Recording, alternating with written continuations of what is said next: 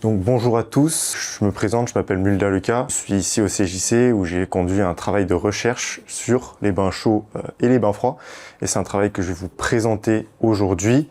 Et par la même occasion, je vais vous présenter un petit peu toutes les recherches qui se disent actuellement sur le bain froid et le bain chaud.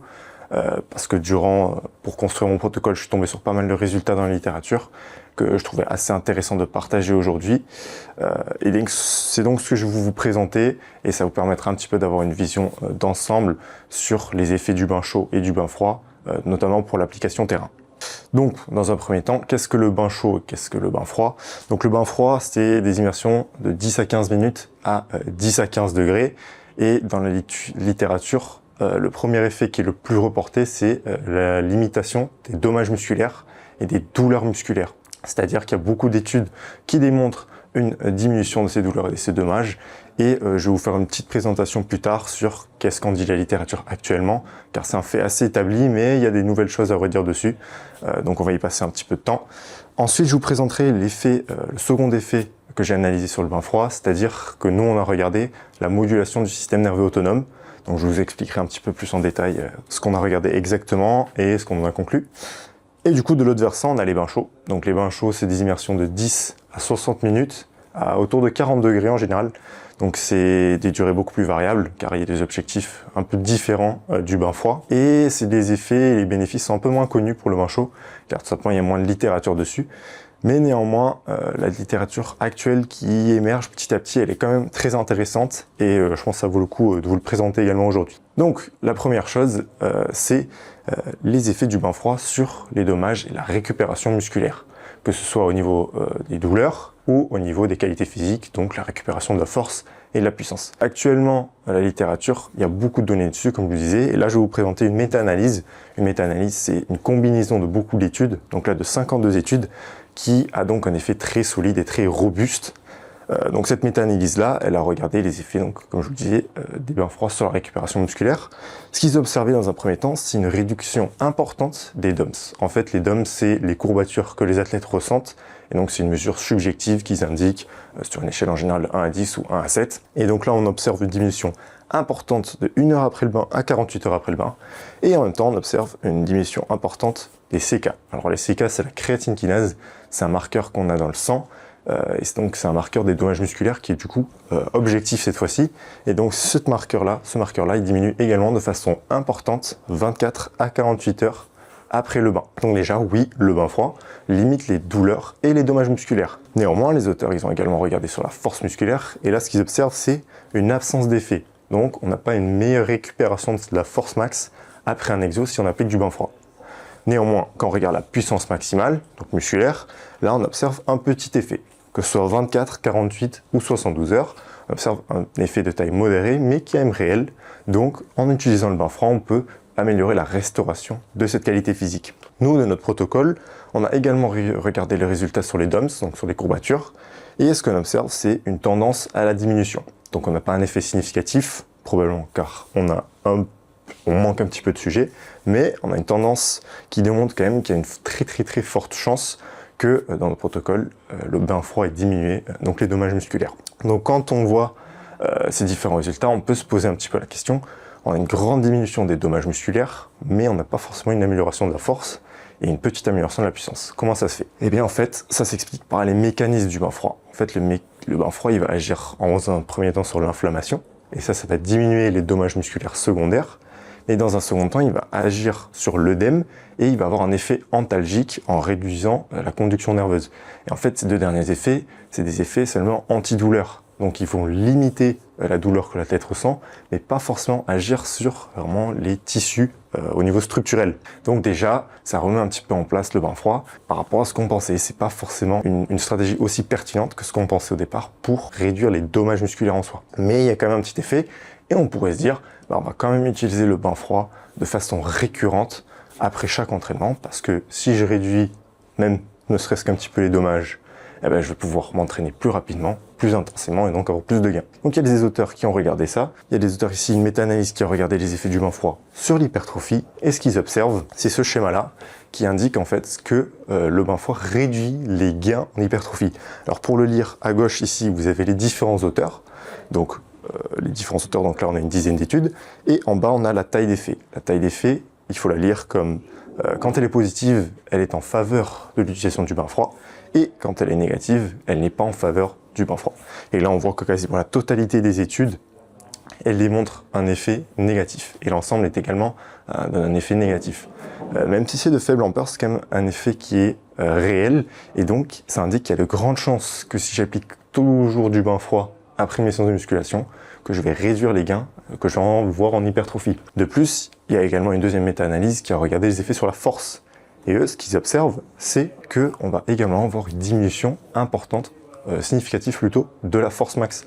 Donc si j'applique continuellement du bain froid après mes séances de musculation, je vais limiter mes gains en force max. Il y a de grandes chances. Comment on peut expliquer ça?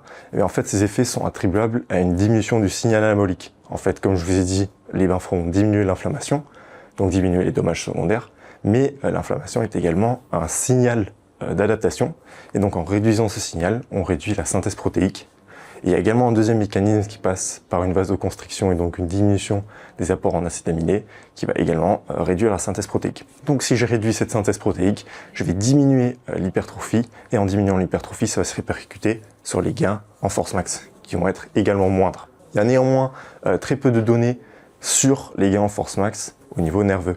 Donc les gains en coordination inter- et intramusculaire, on a très peu de données dessus, des effets du bain froid là-dessus. Mais on peut supposer, au vu des résultats qu'on a ici dans notre présentation, que potentiellement il n'y aurait pas de raison d'avoir des effets négatifs. Et dans ce cas-là, ça pourrait être intéressant pour des athlètes qui veulent gagner en force max sans forcément gagner en masse musculaire, comme des sports à catégorie de poids ou des sports d'endurance. Un dernier effet intéressant, c'est les bains froids n'auront pas d'effet négatif sur les gains en endurance. Donc si je fais une séance où j'essaie d'améliorer mes qualités d'endurance, si j'applique un bain froid derrière, je vais pas avoir moins d'adaptation.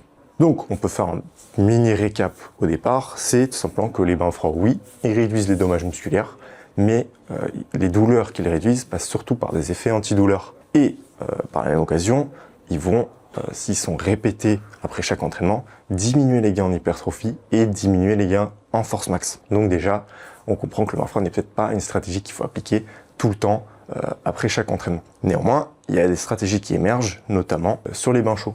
En effet, les bains chauds démontrent des résultats plutôt intéressants sur les quelques études récentes dessus. Là, notamment, c'est une étude de Dablinville et collaborateurs. Et là, ce qu'on observe, c'est que ces auteurs, ce qu'ils ont observé, ils ont pris une trentaine de sujets, ils ont appliqué un protocole très dur au niveau excentrique sur les membres inférieurs, et par la suite, sur 12 jours, ils ont appliqué une dizaine de bains, donc un groupe bain chaud, un groupe thermoneutre et un groupe bain froid. Et ils ont regardé tout simplement les mécanismes de récupération sur les différents groupes. Et donc ce qu'ils observent, c'est dans un premier temps ici, on a la CK qui est pour rappel la créatine kinase, donc un marqueur des dommages musculaires. Donc en pré, on n'a pas de dommages musculaires. Ensuite, ça monte très très haut au niveau jour 4, donc ça démontre bien que le protocole était très intense. Et par la suite, on a une diminution progressive. Et là, on a notamment sur le jour 8 une diminution qui est plus importante sur le bain chaud, ce qui démontre que le bain chaud aurait peut-être tendance à améliorer la régénération. Et c'est l'hypothèse de ces auteurs. Ils émettent l'hypothèse que les bains chauds auraient peut-être pas tendance à diminuer les dommages, mais à améliorer les processus de régénération et à les accélérer, ce qui serait encore plus intéressant. Néanmoins, sur les aspects de force, on peut voir ici une chute importante, ici à droite de la diapo, de la force, qui est suivie par une restauration progressive. On pourrait voir une tendance plus favorable par le bain chaud, sauf que il n'y a pas d'effet significatif, donc on peut pas être sûr de cet effet-là. Néanmoins, dans la même logique, on pourrait se dire j'applique les bains force continuellement après mes séances donc de musculation. Et qu'est-ce qu'on va avoir cet effet-là sur les gains en hypertrophie et les gains en force max? Et ce qu'on observe ici dans cette méta-analyse, c'est qu'il y aurait peut-être plus une tendance du bain chaud à améliorer les gains en hypertrophie. Néanmoins, il y a très peu d'études dans cette méta-analyse et les protocoles sont assez variés. De plus, les résultats ne sont pas significatifs en tant que tels. Il faut donc le prendre avec des pincettes. Mais ce qui est sûr, c'est que contrairement au bain froid, qui va avoir des effets négatifs sur les gains en hypertrophie, là, on n'observe pas d'effet négatif pour les bains chauds. Et quand on regarde les gains en force max, on observe la même chose. Donc un effet neutre des bains chauds sur les gains en force max. Donc les bains chauds sont une stratégie qui émerge, qui est plutôt pertinente et semble intéressante potentiellement pour limiter les dommages, mais pour accélérer la régénération des tissus musculaires. Et en parallèle, ils ne vont pas limiter les gains en hypertrophie et les gains en force. Ce qui s'explique en fait par le fait qu'ils vont pas limiter le signal anabolique, contrairement au bain froid, qui va lui le diminuer. Donc on peut induire un petit peu des recommandations sur les aspects musculaires des bains chauds et des bains froids. Il serait peut-être plus pertinent d'utiliser les bains froids entre des compétitions, donc pour limiter les douleurs musculaires, car c'est quand même l'effet qui est le plus reporté, et les bains froids, il y a beaucoup plus d'études dessus, donc l'effet est beaucoup plus solide que pour les bains chauds. Donc c'est peut-être la stratégie quand même à privilégier entre des compétitions où de toute façon mon objectif n'est pas de gagner en force max ou en hypertrophie, mais d'être frais et de performer sur les compètes. On peut également les utiliser entre des sessions qui ont pour objectif d'améliorer les qualités d'endurance, vu que comme on l'a vu, il n'y a pas d'effet négatif sur ces qualités. Et pour les bains chauds, on peut peut-être plus les utiliser durant des blocs qui sont intenses musculairement, où j'essaye de gagner en hypertrophie, de gagner en force max, mais où je veux quand même récupérer musculairement. Là, les bains chauds sont intéressants car ils n'ont pas d'effet négatif sur les adaptations et qui pourront quand même aider à encaisser la charge. Maintenant, on va passer à la partie que nous avons regardée dans notre étude, que nous avons étudiée, c'est la partie sur le système nerveux autonome. Alors, pour rappel, le système nerveux autonome, comme son nom l'indique, c'est une partie du système nerveux qui régule les processus autonomes. Donc, notamment la fréquence cardiaque, la fréquence de respiration, la thermorégulation, etc. Et en fait, il va notamment agir sur le processus de récupération. Donc, dans notre logique, si on arrive à moduler ce système nerveux autonome, on pourrait influer sur la récupération de l'athlète. Pour mieux comprendre, le système nerveux autonome est séparé en deux branches. La branche sympathique, qui en fait va mobiliser les ressources énergétiques en cas de stress. Donc quand je cours, je saute, je suis en activité, là c'est ce système qui s'active. Et de l'autre côté, on a le système parasympathique qui lui va être activé lorsque je dors, lorsque je suis au repos. C'est lui en fait qui va être le plus dominant à ce moment-là. Donc dans cette logique, il y a plusieurs études qui le démontrent, une augmentation rapide de l'activité parasympathique après l'effort, donc au moment de la récupération, ce sera associé à une meilleure récupération, un indicateur en fait de récupération plus favorable. Et dans la littérature, il y a quelques études, même s'ils sont peu, il y a quand même quelques études qui démontrent les effets positifs du bain froid. Donc le bain froid pourrait augmenter l'activité parasympathique. Et donc ce serait potentiellement intéressant de voir si c'est réellement le cas et est-ce que ça permettrait potentiellement de moduler la récupération. Néanmoins, le point faible entre guillemets de ces études, c'est qu'elles ont regardé uniquement la VFC, donc la variabilité de la fréquence cardiaque, avec un moniteur cardiaque au niveau du thorax. Et nous, ce qu'on a fait, c'est qu'on a également regardé cette VFC, mais en parallèle, on a regardé au niveau de la pupille, avec la pupillométrie, analysée à travers le modèle de Kelvin Voigt. Et en fait, ça permet d'avoir deux visions du système nerveux autonome, ce qui permet d'avoir une vision beaucoup plus globale de ce système. Du coup, on s'est posé la question, est-ce que les bains chauds et les bains froids vont avoir un effet sur le système nerveux autonome, sur le court terme et le long terme? Et on a émis l'hypothèse que oui, les bains froids allaient probablement augmenter l'activité parasympathique en aigu et chronique sur les deux indicateurs. Donc pour vérifier cette hypothèse, on a eu 19 athlètes au CJC, monde du handball, du basket, du volley, et au final on a réussi à garder 12 athlètes qui ont des données très précises et pertinentes pour l'analyse. Ce que ces athlètes ont fait, c'est qu'ils ont fait une semaine de bain chaud durant les vacances de février et une semaine de bain froid durant les vacances d'avril. Entre-temps, il y avait une période de 8 semaines où il n'y avait pas de bain. Et en fait, ce qu'ils faisaient, c'est que chaque jour, ils avaient une première période d'adaptation de 5 minutes où ils répondaient au questionnaire Hooper. Donc c'est un questionnaire de bien-être, quelles sont tes courbatures, t'as bien dormi, t'es fatigué, etc. Ensuite, il y avait une première mesure de 10 minutes. Ensuite, ils allaient dans le bain chaud ou le bain froid, selon la période. Et puis, il y avait une deuxième mesure. Ça permettait pour nous de voir les effets aigus en comparant la mesure avant et après le bain, et de voir les effets chroniques en regardant les différentes mesures avant le bain sur les différents jours. Donc au départ on avait 5 jours de prévu, mais on en a gardé que 4 car ça a permis d'avoir des données beaucoup plus précises et sur plus d'athlètes. Donc quels ont été les résultats? Donc là vous avez un schéma de l'ensemble des résultats aigus sur la VFC. Donc ici à gauche on a les résultats sur le bain chaud et à droite on a les résultats sur le bain froid. Dans chaque partie on a deux graphiques, un en position couchée et un en position debout, et dans chaque graphique on a deux box plots, donc un avant le bain, un après le bain. Tous ces graphiques indiquent en fait l'indicateur, c'est le RMSSD. En fait le RMSSD c'est un indicateur de l'activité parasympathique, donc l'activité de récupération, et du coup ça permet de voir l'effet, à quel point il est activé avant et après le bain. Là ce qu'on observe sur le bain chaud, c'est qu'on a une diminution en position couchée et debout. Donc le RMSSD et l'activité parasympathique diminuent après le bain. Quand on regarde le bain froid, là on observe l'inverse, on observe une augmentation importante après le bain, que ce soit en position couchée ou position debout. On pourrait se dire, Ok, ben c'est super intéressant. Si le bain froid augmente l'activité parasympathique et que c'est associé à un meilleur état de récupération, ben je vais faire du bain froid après mes séances pour augmenter ce système. Sauf que, et c'est là où notre analyse est intéressante, c'est qu'on a également regardé les résultats sur la pupille. Et ce qu'on observe sur la pupille, donc ici on a à gauche, encore en position couchée debout, le rayon initial, mais surtout à droite, on a en position couchée et debout, on a l'impulsion 1, qui est le reflet de l'activité parasympathique. Donc comme le RMSSD, mais cette fois-ci sur la pupille. Et ce qu'on observe, c'est que en fait, on n'observe aucun effet tout simplement. Que ce soit sur le rayon initial, l'impulsion, tous les autres paramètres issus de la pupille, on n'observe aucun effet du bain froid entre avant et après le bain. Donc déjà, ça rentre en contradiction avec la VFC qu'on a vu juste avant. Et comment ça s'applique? En fait, la VFC va être très influencée par les barorécepteurs. Donc les barorécepteurs, c'est des petits récepteurs qui captent en fait la pression artérielle, et selon la pression artérielle, ils vont réguler la fréquence cardiaque, et notamment la vasoconstriction au niveau des vaisseaux.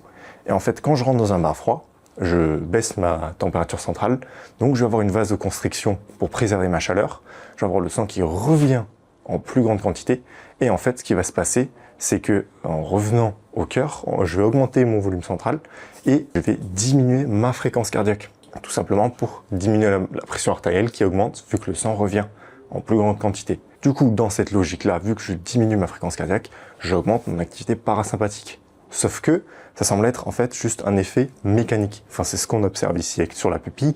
Vu qu'on ne voit rien sur la pupille, ça semble plutôt que l'effet de la VFC est un effet mécanique, où si j'enlève la vasoconstriction, ben, je vais plus du tout avoir une augmentation de l'activité parasympathique. De plus, si on regarde ici les effets chroniques, ce qu'on peut voir ici, c'est que le bain chaud ou le bain froid, peu importe les deux, on n'a aucun effet significatif sur la variation. On voit des petites variations qui sont probablement dues au hasard ou à des variations quotidiennes, mais il n'y a aucune tendance claire de l'effet du bain froid ou du bain chaud sur ces variables.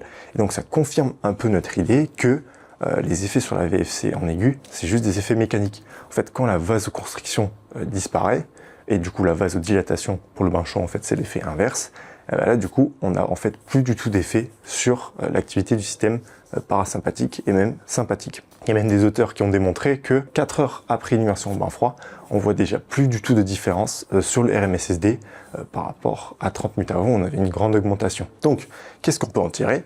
Eh ben, déjà, dans un premier temps, c'est des résultats très intéressants, car on retrouve bien les effets aigus sur la VFC qu'on avait dans la littérature, ce qui confirme bien que notre protocole était cohérent avec la littérature tout simplement. Mais on ne retrouve pas de résultats en chronique ni sur le modèle. Et en fait, comme je vous l'ai dit, ça démontre l'intérêt d'utiliser la pupillométrie à travers le modèle de Kelvin-Voigt pour mesurer le système nerveux autonome, parce que ça permet d'avoir l'ensemble des effets et l'ensemble de l'état du système nerveux autonome. Et en plus, ça démontre que l'utilisation des bains froids, il est potentiellement pas intéressant sur ce point-là. Et vraiment, on apporte une nouvelle lecture sur l'intérêt du bain froid après les séances d'intensité et les séances de musculation pour la récupération. On démontre que il n'y aurait pas forcément d'intérêt à utiliser le bain froid pour moduler l'activité du système nerveux autonome. Et enfin, on a quand même ouvert pas mal de nouvelles perspectives de recherche, car il y a quelques études qui démontrent des effets positifs. Nous, on démontre des effets neutres, et donc il y a une contradiction. En fait, ces études ont été faites sur des semaines d'entraînement avec des charges intenses, tandis que notre protocole a été fait sur des semaines sans entraînement, avec donc quasiment aucune charge, que ce soit mécanique ou métabolique. Et donc il serait intéressant de refaire le même protocole avec l'utilisation de la pupillométrie et de la VFC, mais cette fois-ci sur des athlètes qui s'entraînent au quotidien avec des charges d'entraînement importantes. Et donc, quand on prend en compte les recommandations un petit peu qu'on peut tirer de cette étude, il y a très peu de données de la littérature actuellement, il n'y a pas vraiment de consensus, donc de recommandations terrain, on ne peut pas vraiment encore en tirer, mais on apporte quand même une nouvelle lecture, en plus des opportunités de recherche qui sont quand même plutôt intéressantes, on apporte une nouvelle lecture sur tout simplement l'absence d'intérêt d'utiliser le bain froid ou le bain chaud après un effort pour moduler l'activité du système nerveux autonome. Ça ne semble pas potentiellement être un intérêt actuellement. J'aimerais compléter cela par des effets qu'on a regardés, qu'on a trouvés sur le stress. Il y a des effets positif, une tendance positive sur le stress, donc notamment sur les 4 jours, on voit une tendance à la diminution du stress, et il y a également des effets dans la littérature sur une amélioration de la qualité de sommeil. Donc ça semble 2 effets qui sont plutôt intéressants. Donc pour des athlètes stressés qui ont du mal à dormir, le bain froid semble être une stratégie plutôt pertinente. Enfin, j'ai envie de terminer sur une dernière partie, c'est l'effet des bains chauds sur les qualités d'endurance et sur l'acclimatation à la chaleur. En fait, il y a plusieurs études assez récentes qui ont démontré des effets assez intéressants, dont celle-ci. Ces auteurs, ce qu'ils ont fait, c'est qu'ils ont regardé 5 semaines d'entraînement chez des coureurs de très bon niveau, donc ici 64 de VO2 max plutôt, pas de pourcent, mais des millilitres par minute par kilo, et ça reflète des coureurs à peu près avec une VMA de 20-21, et ce qu'ils ont observé, donc 5 semaines d'entraînement classique, puis 5 semaines d'entraînement classique avec du bain chaud, donc 5 fois par semaine, du bain chaud, donc 45 minutes à 40 degrés. Et ils ont regardé les effets. Ce qu'ils observent ici sur la gauche, c'est en bleu, on a l'effet du groupe contrôle, c'est-à-dire la condition où vous avez juste l'entraînement, donc on n'observe pas d'amélioration de VO2 max, mais la condition en jaune ici du bain chaud, on observe une amélioration significative de la VO2 max, donc de quasiment 3 ml par kilo par minute. Donc c'est déjà très intéressant parce que des gains en VO2 max à ce niveau-là, c'est quand même pas facile à voir, surtout que ça se retranscrit par des gains en VMA de 0,8 km/h. Et à ce niveau, de tels gains de VMA sont assez difficiles à obtenir, surtout que là, on n'a pas de charge d'entraînement en plus, mais seulement des bains chauds. Donc c'est des résultats très intéressants quant à l'utilisation du bain chaud pour améliorer les qualités d'endurance, les qualités aérobie. Néanmoins, c'est un protocole quand même assez lourd, vu que c'est 5 semaines avec 5 séances par semaine. Donc, il y a également des auteurs qui ont regardé les protocoles moins lourds, donc sur seulement une semaine. Et ces auteurs ici, ce qu'ils observent, c'est un effet plutôt similaire. En fait, ce qu'ils ont regardé, c'est l'effet sur un 5 km à 18 degrés, puis un 5 km à 33 degrés. Et ils ont fait une semaine donc du protocole quasiment similaire à celui des auteurs juste avant, puis ils ont refait les tests, et ce qu'ils observent, c'est une absence d'effet pour le groupe qui a fait une immersion thermoneutre, donc une immersion qui n'est pas censée avoir d'effet. Et pour le groupe où ils ont fait du bain chaud, ils observent une amélioration significative uniquement pour la condition 33 degrés. C'est-à-dire que le bain chaud permet une acclimatation intéressante à la chaleur sur seulement une semaine. On peut en tirer que si on prépare une compétition où il y aura une chaleur importante avec de l'humidité, faire seulement une semaine de bain chaud, donc de 5 à 6 jours, est déjà très intéressant pour aider à l'acclimatation à la chaleur. Et si on souhaite améliorer durablement les qualités aérobie, là il y aura un intérêt à répéter ce protocole sur 4 ou 5 semaines. Donc si on a le temps, et ça permettrait vraiment d'améliorer les aptitudes de VO2 max qui se retranscrivent au-delà de seulement de la VMA, qui se retranscrivent sur quasiment toutes les activités sportives au niveau de l'endurance. Donc en conclusion, quand est-ce que je peux utiliser les bains froids? Il serait intéressant de les utiliser pour récupérer musculairement entre 2 compétitions. Il serait intéressant de les utiliser pour une réduction du stress et améliorer la qualité de sommeil. Et il serait du coup intéressant pour potentiellement les utiliser entre des séances d'endurance, comme j'ai dit juste avant. Pour ça, on utilise des protocoles de 10 à 15 minutes, 10 à 15 degrés. Quant au bain chaud, là, on pourrait les utiliser pour récupérer musculairement également, mais plutôt dans un bloc d'entraînement intense. On pourrait les utiliser pour l'acclimatation à la chaleur ou pour améliorer les qualités aérobie. Et là, c'est des protocoles un peu plus longs, donc 40-45 minutes pour les aptitudes aérobie et 60 minutes pour améliorer la régénération musculaire. Donc, merci pour votre écoute. Je vous présente ici quelques sources si vous voulez faire de plus amples recherches. Merci beaucoup.